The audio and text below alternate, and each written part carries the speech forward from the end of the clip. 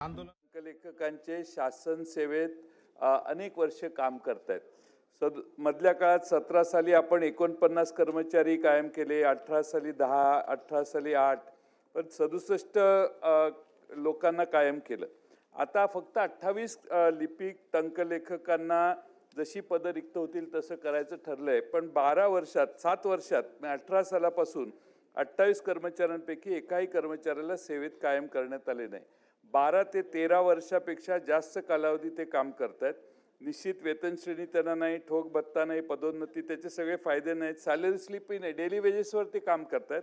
माझी आपलं धोरण ठरलेलं आहे पूर्वीपासून की टप्प्याटप्प्याने त्यांना कायम करायचे, पण 7 वर्ष 3 महिने एकालाही कायम न केल्यामुळे त्यांच्या चिंतेचं वातावरण आहे। त्यांचं वयही आता पुढे गेलं, त्यामुळे दुसरीकडे कुठं नोकरी मिळणार नाही। ते शासकीय विधेयक, प्रश्न शाखा, लक्षवेधी, ऑर्डर ऑफ द डे, ठराव, प्रस्ताव, समित्यांची कामं तेच करतात। म्हणून माझी विनंती माननीय मुख्यमंत्री महोदय असताना आहे की हे जे 28 लोक राहिलेले आहेत त्यांना कायम करण्याचा निर्णय घ्यावा। ठीक, चला उत्तर माननीय अध्यक्ष उत्तरानंतर महोदय, देतो ना।